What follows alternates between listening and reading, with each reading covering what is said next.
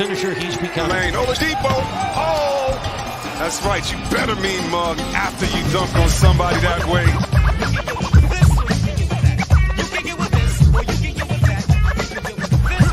Gonna run it down. He goes with it. Adebayo for the win.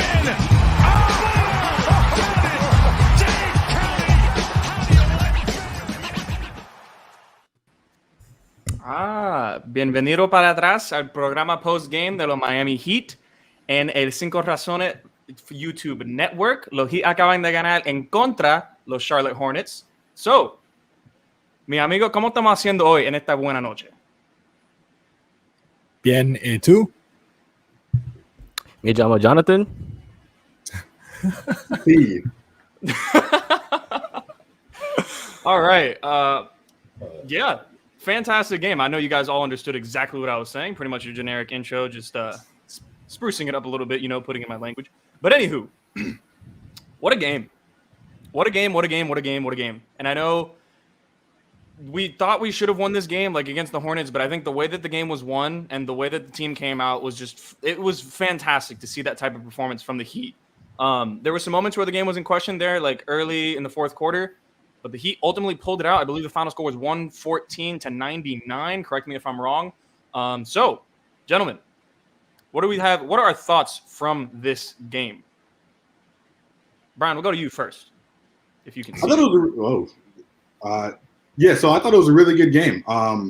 Like you mentioned, I mean, the game kind of looked close in the third, beginning of the fourth, but honestly, the only reason that it even got to a point where we might have been a little bit concerned was because of the three-point shooting.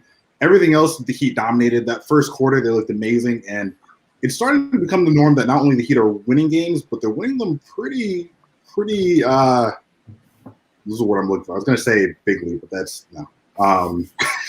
They're winning them by pretty decent margins. I think they're leading the NBA in margin, in point. Oh my God! Plus, Brian, where the hell are you? Differential. Culture. Differential. Net rating. I can't talk. Yeah, net rating. You, Brian. Don't and worry. this is just a continuation of that. So it's really good to see. They held the Hornets, who are leading the NBA in points per game, to 99 points and 40% shooting. So overall, really, really good game from the Heat. Yeah, no, absolutely. And most of you guys are probably wondering, where is Royal A. Shepherd? As you know, it is a long season. It's an 82-game season. So the boy is just load managing. Don't worry. He'll be back tomorrow night, I assuming the plan goes accordingly.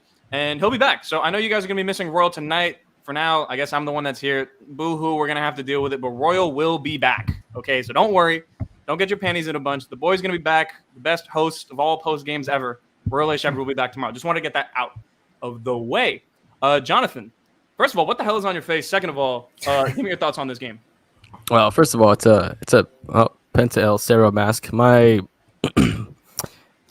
camera just shut off, so I'm not sure really. Oh, never mind, it's back. Cool. Back. Okay, so it's a Penta El Cerro mask from AEW. Given that Halloween's coming up soon, might as well get in the spirit. What was your second question? The game, the basketball game that we just watched. Oh yeah, about the game. That too. That was also pretty fun too. Honestly, it was a really fun game. Before we get started, I want to thank Don't Mind Me for the 199 dono. Heat best team in the NBA. Debate a big brick wall. I mean, we're undefeated with Kyle Lowry. I don't think there's much else to say that we're just destroying teams right now.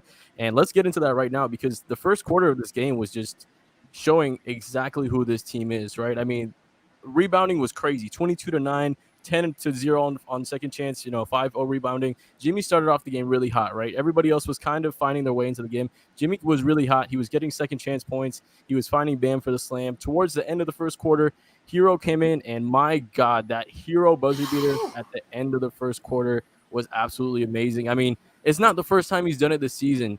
So I think this is something that's, really important just to have those kind of reps, because 5 seconds to go when you're in a playoff game and you don't have a timeout, you need to go full court.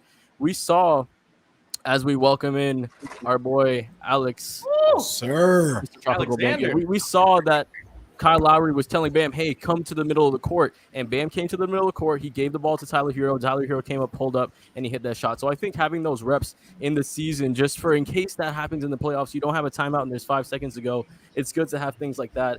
Herro just continued strong in that second quarter. I think, what was it, 18 points in like 14 Yeah. or 15 minutes. Mhm. It was something Yeah. ridiculous. Bam started actually attacking in that second quarter. I felt like he started to get a little bit warm on that knee. Maybe he was a little stiff in that first quarter. Started attacking the second quarter, and man, everyone was just, playing winning basketball. Jimmy was bullying Ish Smith. When I saw Ish Smith on him and Jimmy just backed up to the rim, it was straight up disrespectful.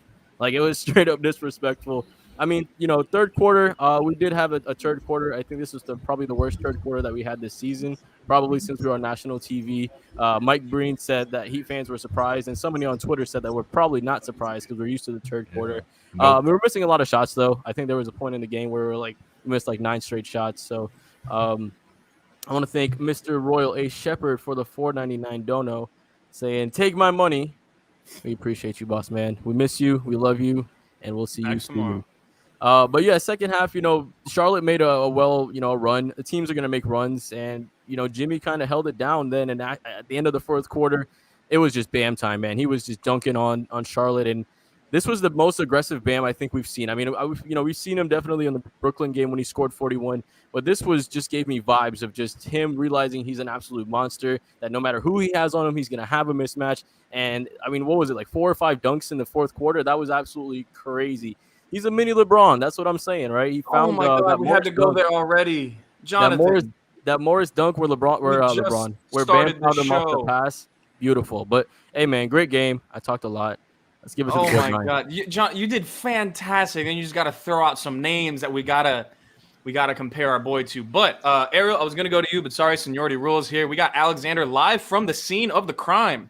Alex, what were your thoughts from this game? I mean, it's more of the same. I'm just glad that they keep on doing this. Like, they're showing that this team is different from other regular season Heat teams, right? I think a lot of people have pointed it out that they usually lose this type of game. We said it about the Magic too, but we know they lost a lot of their best players. This Hornets team is just good, right? They're not contenders, but I think there's going to be a team that's going to be right there in the playoff race. They've got good players like Hayward, Miles Bridges is taking that step. Obviously, LaMelo's only getting better, and they're just constantly running. Like, even though they're small, they defend pretty well. Like, they're very active, and they usually lose this type of game. But this team just kind of plays with a sense of urgency where, things are always happening and moving very quick. It's just really fun to watch, man. Like, being here for these games, the atmosphere is great because everybody's back. But not only that, just like the fact that things are playing at such a fast pace, I think it's just a better product for people to watch. I think people are really into it. Bam and Jimmy and Tyler are all being maximized as scorers. I think it's just so huge for this team, and we're going to continue seeing that. I think I was asking Ethan, I'm like, a good conversation might be who's benefiting the most from the addition of Lowry. And he has another game where he just, he's 2 of 10, another game under 10 points. And normally, like, you would think that would be like a huge disappointment for a big acquisition. He was the biggest acquisition of the offseason. And meanwhile, we're all here gushing over his impact. So everything happening right now is really just gravy. It's all peaking very early, which I'm not used to seeing with the Heat. And I'm just basking in it right now. So I want to get to a couple of donos real quick. Pro fan, Cero Miedo, you already know. You're all elite. I appreciate you, brother, for the $2 dono. I also want to get to Tosin Montravis. Manny Diaz took over defense in the third. And then talking moves with the $5 dono. Hopefully, Strus taking Duncan minutes there at the end is some extra motivation for him to get back on track. That we will get to that point because we talked about that before. Yes. We actually came live that Strus closed out the game instead of Duncan, and he had about 8 or 9 fourth quarter minutes towards the end of the game. Interesting thing to happen. I mean, we all saw that Duncan was struggling, and it's been a common theme throughout the season. But we'll get to that point a little bit later into the stream. Back to you, Gad. So we did have one more dono that I want to get to is above all the ones that you just mentioned from Nicholas Vasquez. It says, Jimmy can be my baby's daddy. Bold, but I respect it. And thank you for the donation. Good luck with that. Everybody in the media room heard that. Well, now it's worldwide, so everybody knows. You can talk to Jimmy about that. But anywho, Ariel, we actually have not. We have been 9 minutes into this stream. I don't think we've heard many words from you tonight. What are your thoughts on this game, and specifically your thoughts on Bam? Because that's where I want to start individually. Talk about Bam. Well, real quick thoughts on the game. The Heat have continued. I thought you guys made great points. The Heat continue the trend of just being like the best defensive team in the NBA. They go up against the best offensive team in the league, and they absolutely neutralize them side for, just a stretch around most of the third quarter and then early in the fourth quarter, the Heat just looked fantastic. I think you expect a run from a team like Charlotte. They are a good team.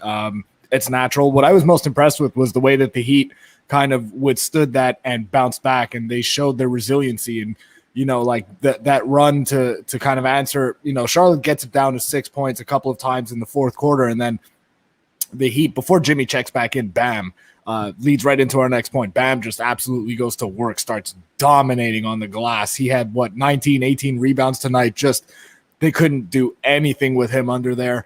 And the Heat, we're all kind of shocked at, the rebounding numbers. I don't think any of us expected this. We maybe didn't think they'd be the worst or second worst rebounding team in the league like they were last season, but we probably didn't think they'd be the best rebounding team in the league this season. Now, I know the sample size is small, but part of the reason that this is happening, there's two reasons. We've talked about one of them, and it's that, Bam's not having to switch as much. They're dropping more on defense, and so he's near the basket more, so naturally he's going to be available to grab more rebounds. But also, when you're a better defensive team and you are as good as this Heat team is defensively, you're naturally going to force more missed shots. And so there are going to be more rebounds. And when Bam is closer to the basket, that's what happens. I don't know what he's at after this game, but I'll check the stats tomorrow morning. He's probably averaging 15, 16 rebounds a game. So, monster game from him.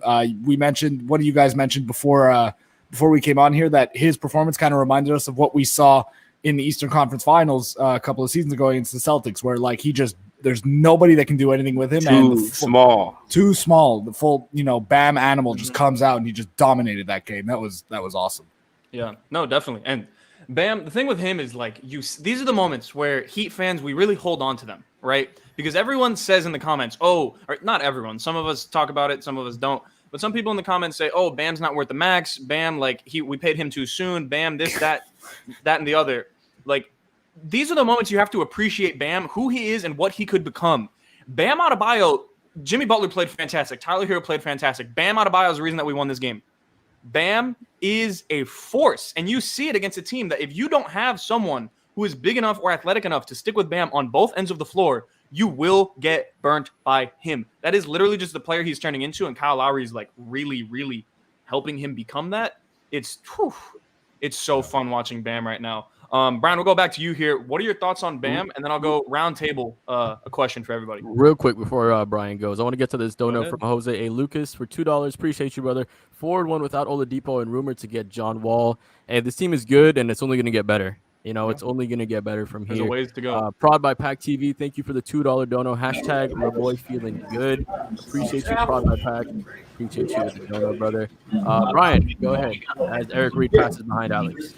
Yeah, no, to add on to everything you guys were saying, I think these are things that we've known about, man. We knew that he could be a dominant player for years. It's just him being willing to take over games like he's shown that he can do, right? And tonight was another example of the fact that he can do that. It's just a matter of consistency. Bam having 26, 19, and 2. There's not much else that you can say about that other than he was dominant, right? In the past, we've seen him not really be willing to go at bigger guys like a Mason Plumlee, and tonight he just made up his mind to be to be aggressive, and you love to see that. You love to see that from Bam. So we did get a comment here. It says, yo, Jonathan, can you breathe through that mask? Can you? What is the math behind that? I don't even know. Do you see his mouth being exposed, or the mouth? But brother, have you gone a day without breathing through your nose? No. He's just got to go 40 minutes here. Yeah, it's surprising. It's like wearing a mask, like what Alex is wearing, is much worse than this. This is actually super, super breathable. Well, okay. There you go. There you go. I'll accept it. So, Alex, we'll go back to you here. Jimmy or Tyler, just pick one, because both of them were fantastic tonight, and I love what I'm seeing from both. I'm gonna go Jimmy. Jim VP. All right, what did you see from Jimmy tonight?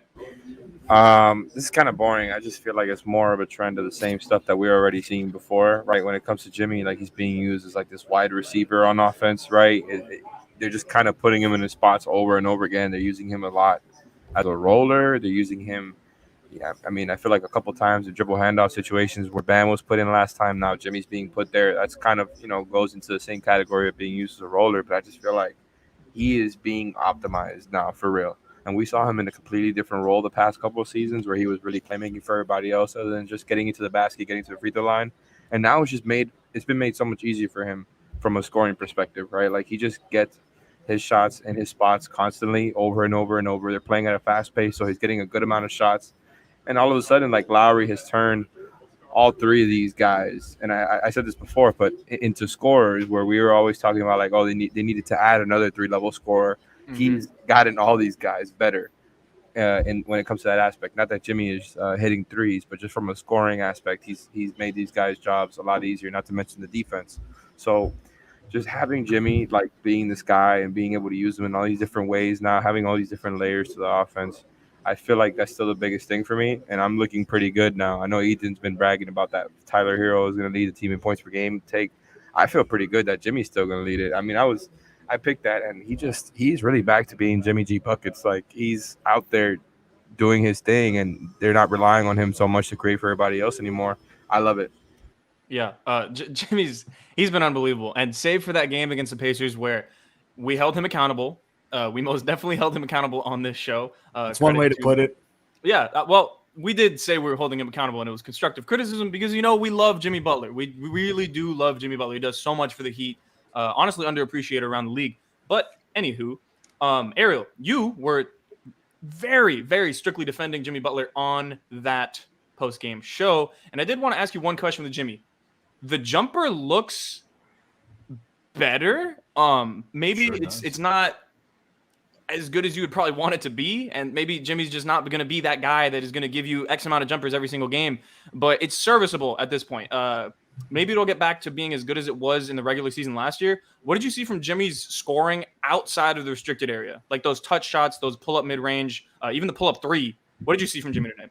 He's got his legs under him. He's got bounce. He doesn't have to carry the offense. And I mean, I think that's kind of something that you worry about a little bit later in the season in terms of like him kind of not having the legs because he's got to do too much and whatnot. That's what happened last season. But this season, again, I know it's early, but you just see how like what the roadmap is here. It's that the ball is in Kyle's hands so much more in terms of setting up and facilitating the offense that Jimmy just has to, like Alex mentioned, get the ball in his spots and go. And he is so elite in one-on-one situations. It's hard to double with the way that the Heat are spreading the floor. Even though they're not shooting well, teams respect their shooters. Teams are still worried about Duncan Robinson. Teams are still scared of Kyle Lowry. Like, they will hit threes eventually. So he's just being put in a position where he gets to go one-on-one pretty frequently. He's hunting mismatches like crazy because his main job on offense right now is to score the basketball. Now, he gives you all of that other stuff. He gives you some playmaking. You'll get assists. You'll get all kinds of other things. But right now, his main function on offense is to be a scorer. He looks like he has his legs under him. In the last couple of games, the jump shot has looked great. The floaters look great. The bounce in terms of the burst with which that he's getting to his spots looks great. And the arc on the shot looks good. I mean, I agree with you, Gad. I don't think he's going to just all of a sudden revert back to a guy who's, pretty good as a jump shooter from the mid-range area and whatnot. But look, it's a phenomenal development for the Heat. Like I said, his legs look good. If they're able to keep this up, it's phenomenal for this team going forward. I want to thank Abel Shaw for the 199 dono. All heroes don't wear capes. We won because of him. Man, without him, we definitely don't win. Absolutely, man. I mean, he was absolutely balling tonight. Yeah. Back to you, Herro, man. What we've seen from Herro is like this doesn't feel like there's any fluke to it at all. It really feels like this is who he is. And I know it's crazy to make those kinds of assumptions after 5 games, this, that, and the other. The process is completely different. Yeah. And he is so good at doing what he wants to do on the court now. Like in the first half specifically, LaMelo Ball, switch out to him. Longer, rangier defender, behind the back, escape dribble, get to his spot. I believe he hit a floater in the lane. Next possession, pick and roll. Miles Bridges switches onto him. Behind the back, make the right play. Here, I believe he went 9 of 13 tonight from the field. Yeah. 26 points. Whew. I mean, he looks ridiculous. Brian, what have you seen from Herro thus far? And I know we kind of have been asking this question every single game. Do you think this is sustainable? But I'll add another caveat into the question. Do you think Tyler Herro will average over or under 19 points per game this season? Real quick before that, Poetic Lifestyle, appreciate the 199 dono. Heat Big Three, Jimmy, Bam, and Herro. Hey, it's looking like the Slam magazine is looking pretty accurate right now. They were onto something there. What do they know that we don't? Exactly. Yeah, so what I've seen is the shot creation and shot selection is so much better than we've seen in previous years. And it's allowed him to become a legitimately efficient, I think is going to be a 20-plus per game scorer. Like, I think he can average over 19. Yeah, it's crazy. I predict he was going to be sixth man of the year. I didn't know he was going to be this good.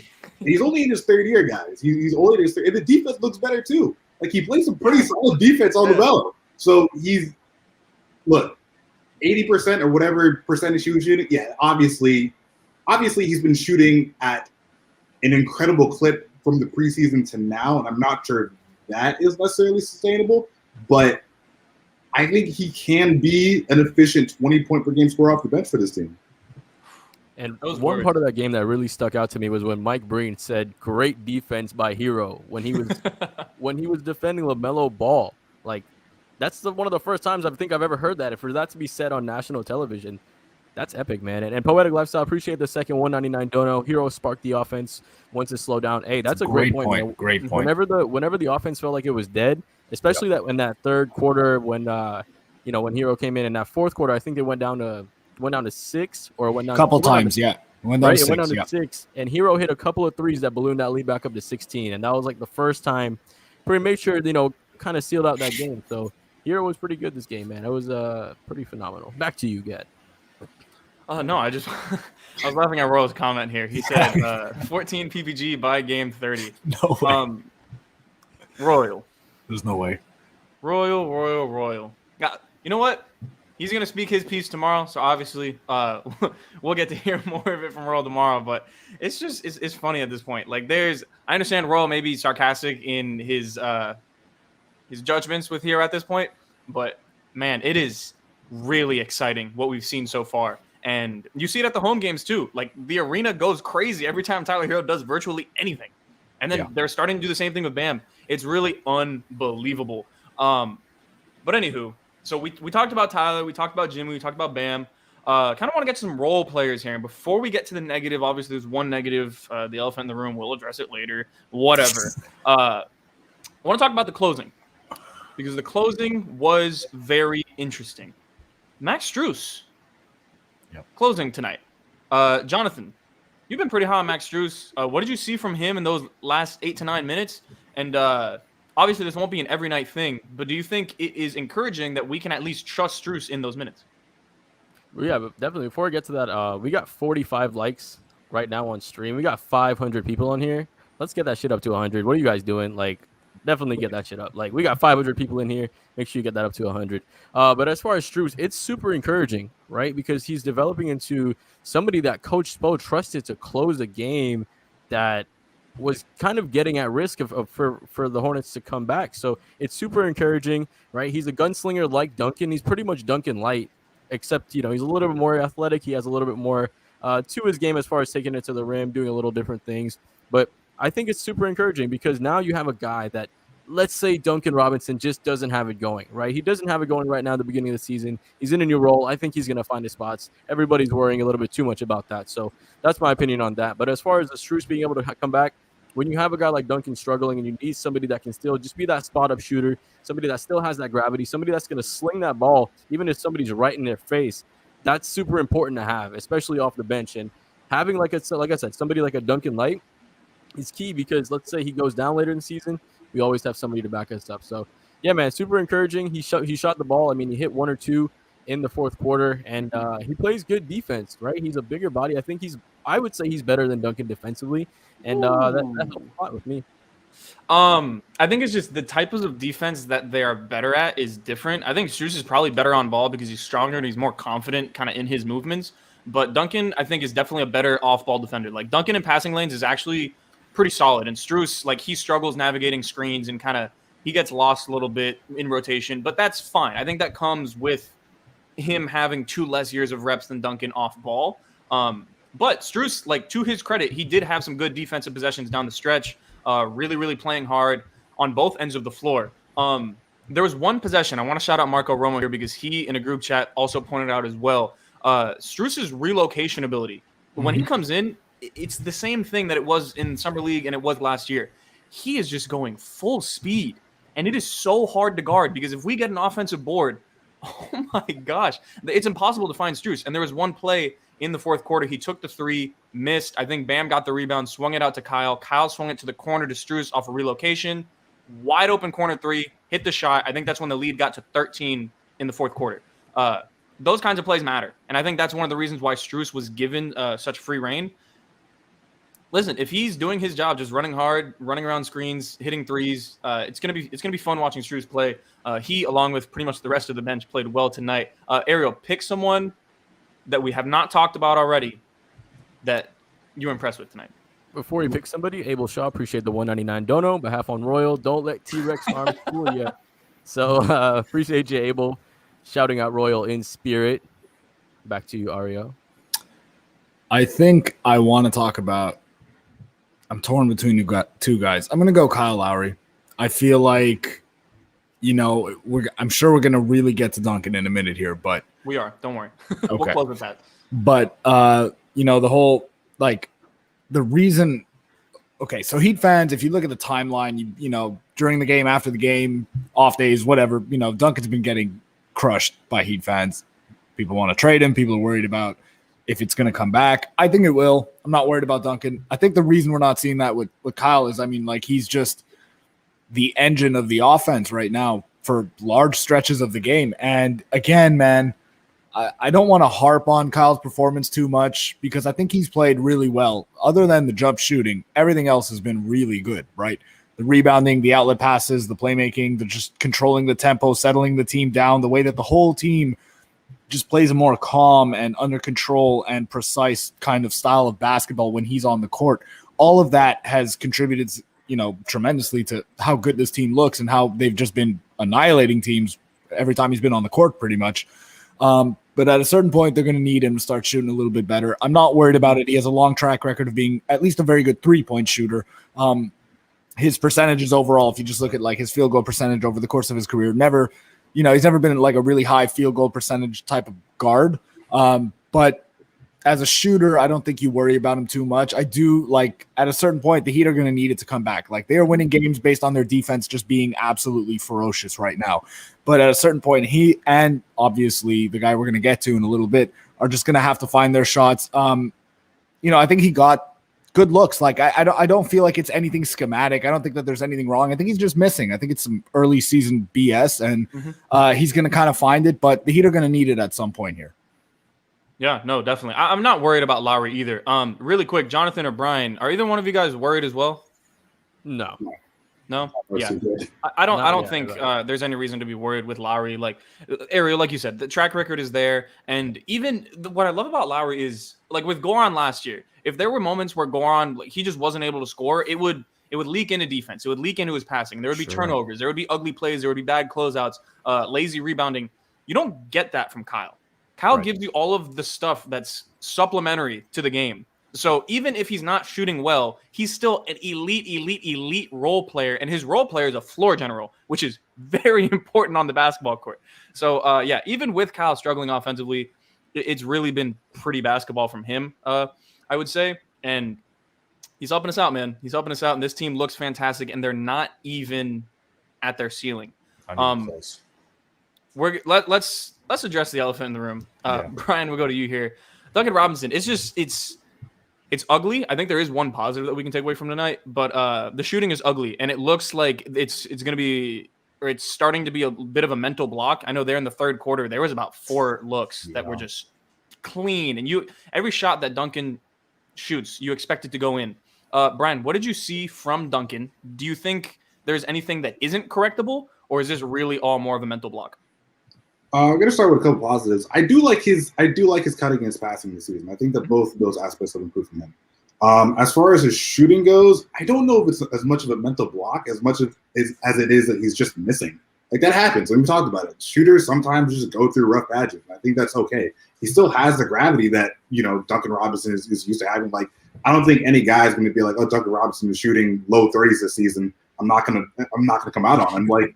Yeah. It'd be a foolish mistake. But he's going to get it right at some point, probably some point soon. I think that, the next 10 games he could struggle, and I would still feel confident that he's going to have some crazy night from three. That's just who he is. That's who he's been as a basketball player his whole life. So I'm not worried about it. It's rough right now, but water finds his level. He'll be all right. Okay, yeah. So I think that's totally fair. Jonathan, your thoughts on Duncan? Yeah, I mean, Brian pretty much summed it up, right? I mean, we all have to kind of keep a level head with this. I want to get to somebody's comment who said, I think it was Ryan. Yep. Ryan, he said a stat. Basically, Duncan started like shit last year as well, and he ended off the season shooting over 40%. Do we have that comment? Where is that at? It's somewhere here. Ryan's always hitting with these comments, by the way. Ryan, you are very good with the comments. Here, I got it. Cool. Ryan, Sproverio. Appreciate your comment, buddy. Good fact right here. After 5 games last year, Duncan was 14 of 35 from 3, finished over 40% chill. And I want to get to that because this year he's in an absolute Isn't new that role. 40%? Yeah, that's 14 to 35 is like 38% or something. Wait, no, that's 40%. That's pretty good, bro. But no, to Ryan's point, I think I understood what he's saying though. Like Duncan has been a player who has gone through ruts before. There was a time last season where I believe he was shooting around 35% on the year. And that was like 40 games in. And then he turned it on and shot, I believe, 41% from 3? So, yeah, like that. Ryan, we get your point. Absolutely. That makes sense. Jonathan, So, what I was saying is basically he's in a new role, right? He's not having the same role that he's in last year. He's going to have to adjust to being more of kind of a catch and shoot player. He wasn't a catch and shoot player last year. He was more receiving that ball, having it off his hand, maybe takes a pump fake, take one dribble to the side, and then he'll go from there. This year, he's not having those same kind of looks. Now, is it okay that he's struggling? Does it suck that he's struggling? Yes, right? But teams are still going to close out to him like an A-grade shooter. Teams are not going to be like, oh, he's struggling, let's leave him open, because we all know when a shooter finds his shot, it's good, right? Well, he's gonna come back and he's gonna have a patch where he shoots like 60% from deep for like 10 games straight. So, we're dominating teams right now. Like they said on Floor's Yours last night, we're about 15th in offense right now. If we start hitting just 2 or 3 more threes a game, we're blowing teams out by instead of 15, we're blowing them out by 25, 30. And that's the scary part about this team because this team's offense right now is pretty much just ran off of the defense and the stuff we're creating from that defense, the looks we're creating, from forcing bad shots and throwing the ball ahead. If we start hitting some threes, it's just going to be another level. So it's honestly encouraging. It's great to see Duncan struggle and us still dominating teams. So I think that's the key takeaway from that. Mm-hmm. And one other point with Duncan, this isn't really Duncan. Obviously, he was struggling tonight. There was that stretch in the third quarter. It was very, very ugly. One thing that we haven't seen from Spo is sometimes he'll force Duncan to close the game in those minutes. He'll force him to play those fourth quarter minutes. We didn't see that from him tonight. He was okay, and he trusted the depth enough to say, you know what? It's not your night. Take a seat. We'll close this one out. I just think that was good coaching from Spo, not trying to force your player into a bounce back because things can also get worse. Just really good coaching from Spo tonight. I really did like what he did. We're going to wrap up here. Before we do wrap up and give our predictions for the next game, Jonathan, you want to put up the Aggressive Insurance? Absolutely, my brother. They are the great sponsor of the Post Up Show.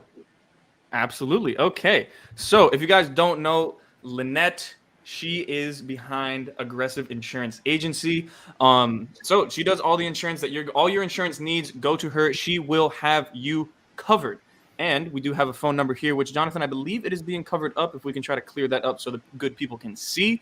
If you have any insurance problems, go ahead and call 954-581-8800. That's 954-581-8800.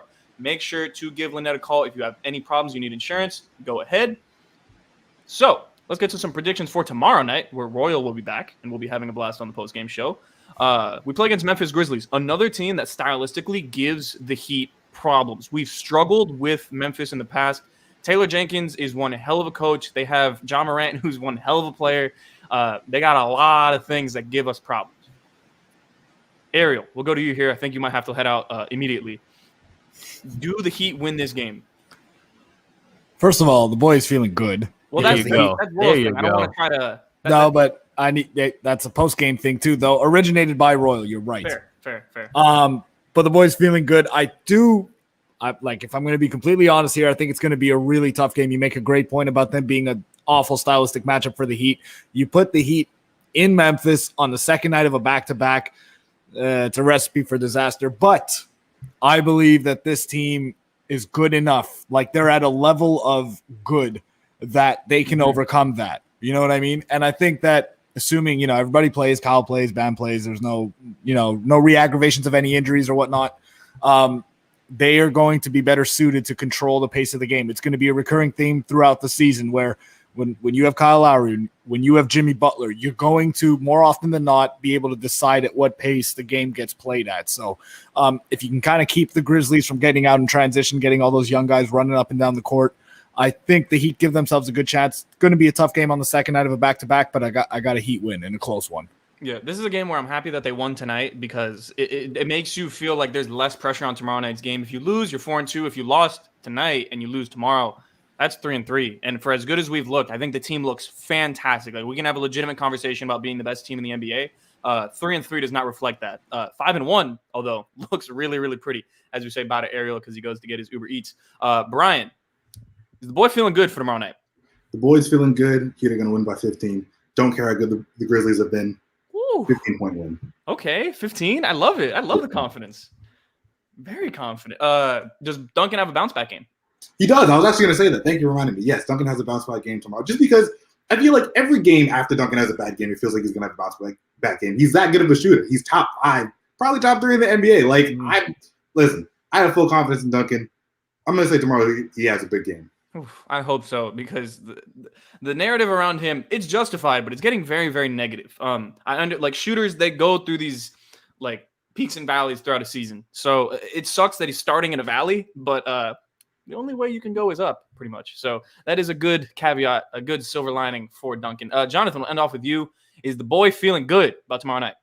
The boy is feeling good, man. What are you saying? The Grizzlies are gonna give us trouble? They have in the past. Who has given us trouble all season when we've had Kyle Lowry? Nobody. We haven't played John Morant yet. I'm just saying. I'm not saying the Grizzlies are going to beat us.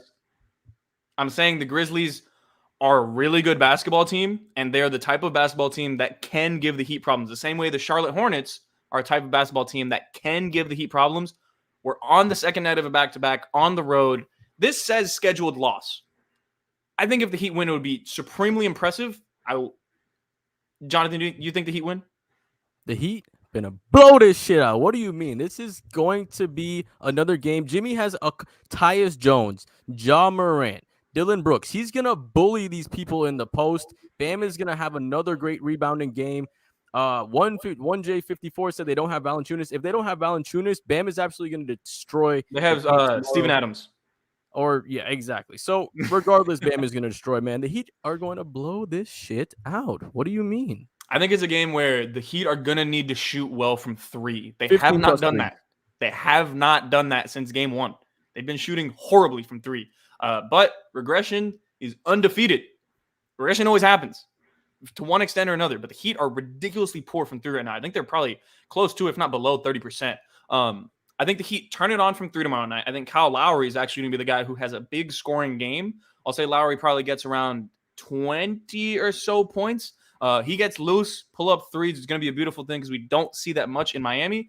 And I'll take the Heat by around 6. It's going to be a dogfight, but those are the types of game that we win. So with all that being said, it's a back-to-back. We got another game tomorrow. So we're going to go ahead and watch that. We're going to wrap up a little bit early here tonight.